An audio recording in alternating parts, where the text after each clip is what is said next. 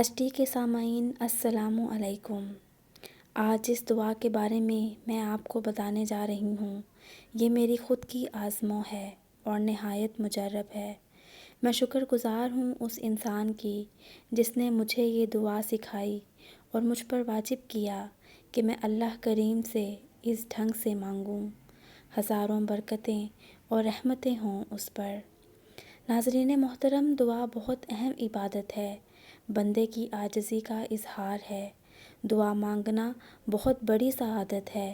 قرآن کریم کی سورہ مومن میں اللہ تعالیٰ ارشاد فرماتا ہے کہ مجھ سے مانگو میں تمہیں دوں گا، اور اللہ تعالیٰ کے آخری نبی حضرت محمد صلی اللہ علیہ وآلہ وسلم نے بھی ہمیں تلقین کی کہ اللہ کے نزدیک کوئی چیز دعا سے زیادہ بزرگ نہیں ہے۔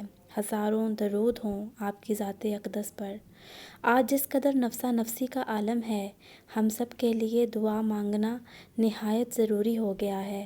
اللہ تعالیٰ کو پکارنا نہایت لازم ہو گیا ہے۔ یہ دعا جس کے بارے میں آگے چل کر آپ کو بتاؤں گی، یہ بھی اللہ کے ایک نبی کی دعا ہے، سلامتی ہو ان پر، اور اس کی قبولیت میں بھی ذرا برابر کوئی شک نہیں ہے اگر سچے دل سے مانگی جائے۔ یہ میری زندگی میں رونما ہونے والے معجزوں میں سے ایک معجزہ ہے۔ یہ دعا ہے حضرت زکریا علیہ السلام کی۔ حضرت زکریا علیہ السلام حضرت سلیمان بن داؤد کی اولاد میں سے ہیں اور اللہ کے نزدیک نہایت بزرگ ہیں۔ قرآن میں کئی جگہ اللہ نے آپ علیہ السلام کا ذکر فرمایا۔ آپ کی بیوی حضرت مریم کی والدہ کی بہن تھیں، اس لحاظ سے آپ حضرت مریم کے خالو ہیں۔ حضرت مریم کی والدہ کی منت تھی کہ ان کے ہاں جو اولاد ہوگی وہ اس کو عبادت گاہ کے لیے وقف کر دیں گی۔ اللہ نے ان کو حضرت مریم کی صورت بیٹی عطا کی۔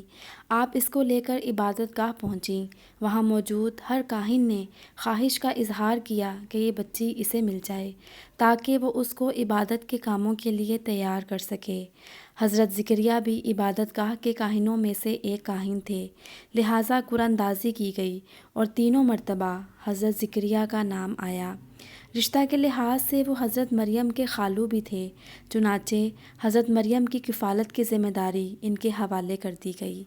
شروع میں تو حضرت مریم ان کے ساتھ رہیں، لیکن جب وہ بڑی ہو گئیں تو عبادت گاہ کے ساتھ منسلک ایک حجرہ میں قیام پذیر ہو گئیں۔ حضرت زکریا ان کا خاص خیال رکھتے اور کبھی کبھار ان کے حجرے کا باہر سے قفل لگا دیا کرتے، لیکن جب کام سے واپس آتے اور دیکھتے کہ حضرت مریم کے پاس انواع و اقسام کے پھل اور میوہ جات موجود ہوتے، وہ بہت حیران ہوتے۔ جب کافی دن یہ سلسلہ چلتا رہا تو ایک دن آپ نے حضرت مریم سے اس بابت پوچھ لیا کہ مریم، یہ پھل اور میوہ جات آپ کے پاس کہاں سے آتے ہیں؟ اس پر حضرت مریم جواب دیتی کہ یہ پھل مجھے میرا اللہ عطا کرتا ہے۔ یہ حضرت مریم کی کرامات میں سے ایک کرامت تھی۔ ناظرین محترم، اس دعا کو بتانے سے پہلے میں یہ ساری تفصیل اس لیے آپ سب کے گوش گزار کر رہی ہوں کیونکہ کسی بھی دعا کو مانگنے سے پہلے اس کی فضیلت کے بارے میں جان لینا بہت ضروری ہے۔ جب تک ہم اس چیز کی تہہ تک نہیں پہنچیں گے، اس کی تاثیر کو نہیں پا سکیں گے۔ حضرت مریم کی انہی کرامات کو دیکھتے ہوئے حضرت زکریا کے دل میں خیال آیا کہ اگر اللہ کریم مریم کو بیٹھے بٹھائے انواع و اقسام کے پھل اور میوہ جات فراہم کر سکتا ہے، اس پر اتنا مہربان ہے، تو یہ میری دعا بھی ضرور سنے گا۔ قصہ دراصل یہ ہے کہ حضرت زکریا عمر رسیدہ ہو چکے تھے۔ ان کی بیوی بھانج تھی۔ اللہ نے انہیں اولاد سے محروم رکھا تھا۔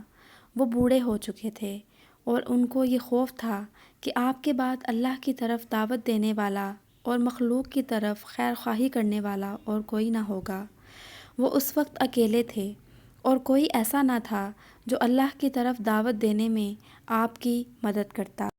تب آپ نے اللہ سے صدقے دل سے یہ دعا کی، ربی لا تذرنی فردن وانت خیر الوارثین۔ اے میرے پروردگار، مجھے تنہا نہ چھوڑ، بے شک تو ہی بہترین وارث ہے۔ میں آپ لوگوں کے لیے اس دعا کو دوبارہ دہرا دوں، ربی لا تذرنی فردن وانت خیر الوارثین۔ اے میرے پروردگار، مجھے تنہا نہ چھوڑ، بے شک تو ہی بہترین وارث ہے۔ جی یہی وہ دعا ہے جس کا ذکر میں آپ سے کرنا چاہ رہی تھی۔ کتنی خوبصورت اور جامع دعا ہے، لیکن اس دعا کو پڑھنے سے پہلے اور اس ویڈیو کو یہیں ختم کر دینے سے پہلے اس دعا کو مانگنے اور اس کے فضائل کو پانے کے طور اتوار سیکھ لیجئے۔ حضرت زکریا نے اللہ تعالیٰ کی شان کو بیان کرتے ہوئے اللہ سے یہ دعا مانگی اور کہا کہ بے شک تو ہی بہترین وارث ہے، یعنی اللہ تعالیٰ کی تمام مخلوقات کے فنا ہو جانے کے بعد باقی رہنے والا صرف اللہ ہی کا نام ہے۔ بے شک اگر تو مجھے وارث نہ بھی دے گا تو کوئی غم نہیں، کیونکہ تو ہی بہترین وارث ہے۔ یہ دعا اللہ کو اتنی پسند آئی اور ان کے مانگنے کا انداز اتنا پسند آیا کہ اللہ نے ان کو حضرت یحییٰ کی صورت میں ایک بیٹا عطا کیا اور فرمایا، ہم نے قبول کی زکریا کی دعا اور اس کو یحییٰ عطا فرمایا اور اس کے لیے اس کی بیوی کو قابل بنا دیا۔ بے شک وہ نیکیوں میں جلدی کرتے تھے اور ہمیں بڑی رغبت اور بڑے ڈر سے پکارتے تھے اور ہمارے حضور دل سے جھکنے والے تھے۔ تو ناظرین محترم، دعا کو قبولیت تک لے جانے والے 3 کام آپ کو بتاتی چلوں۔ نمبر 1، نیک کام کرنے میں دیر نہ لگائیں۔ نمبر 2، امید اور خوف کے درمیان رہتے ہوئے ہر وقت اللہ سے دعائیں مانگتے رہیں۔ اور نمبر 3، اللہ کی بارگاہ میں عاجزی اور انکساری کا اظہار کریں۔ دعا کو دوبارہ سیکھ لیجئے۔ ربی لا تذرنی فردن وانت خیر الوارثین۔ ربی لا تذرنی فردن وانت خیر الوارثین۔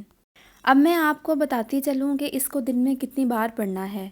یہ دعا اولاد صالح کو پانے کے لیے نہایت مجرب ہے، لیکن اس کا ہرگز یہ مطلب نہیں کہ اس کو کسی اور جائز حاجت کے لیے نہیں پڑھا جا سکتا۔ اس دعا کو اپنے تمام مسائل کے حل کے لیے دن میں کم از کم 100 بار لازمی پڑھیں۔ یہ میرا ذاتی تجربہ ہے جو میں آپ سے شیئر کر رہی ہوں۔ مجھے بھی اپنی دعاؤں میں یاد رکھیے گا۔ اگر ویڈیو پسند آئے تو اس کو لائک کریں اور اچھی ویڈیوز کے لیے ہمارے چینل کو سبسکرائب کریں۔